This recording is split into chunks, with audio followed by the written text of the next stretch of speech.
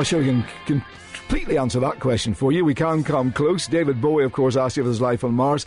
If there isn't, there definitely is life pretending to be on Mars, because Bristol University PhD student Ashley Dale is leading a team of 7 experts to the Mars Desert Research Station in Utah, USA this Saturday.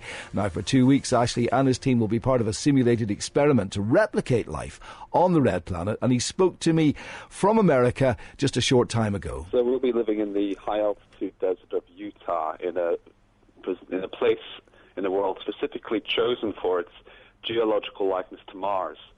So it's as close to Mars as we can get in terms of the way that the area looks. So any pictures that you see from Mars, many pictures taken from the rovers over there, it looks just like that where we're going to be. And you're in this sort of habitat module. What's that going to be like? So NASA came up with designs for a mission to Mars nearly a couple of decades ago. And along with this came a habitat module design in which they're going to cram 7 of us.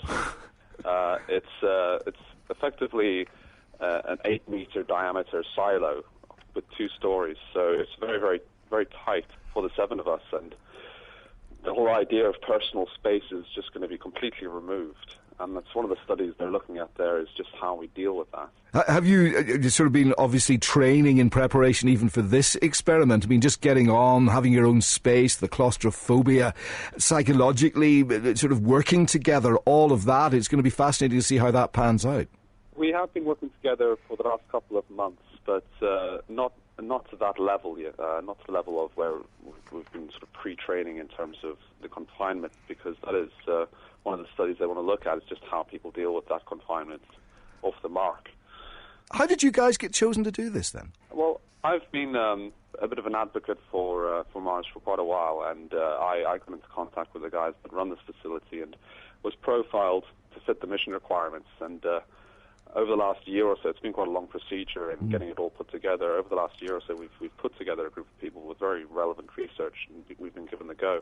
Yeah. So whilst we're doing all of our research, we're being studied at the same time. There are an array of cameras around the habitat module just looking at us, observing us 24/7, and various psychological studies, food studies, protocol studies that'll be conducted on us while we're there. All right. Well, listen, if you thought Big Brother was rough, this is to the next extreme. You should see the food that we're going to be eating there. It's not exactly inspiring stuff. It's effectively freeze-dried powder. All right, well, even worse if you're stuck on Mars, I suppose. There we are. That's actually coming to us. He's going to be in Utah for the next 2 weeks in that habitat. Quite incredible. I always have great admiration for people who are doing this, and it's amazing what people are doing. Talking about the 16-year-old sort of getting to the pole. We're talking about the 2 guys, Luke and Jamie, of course, who are right in the middle of the Atlantic. All young guys as well, sort of, and really, really being pioneering. I take my hat off to them, so well done on that. But fantastic just to live 2 weeks sort of simulating life on the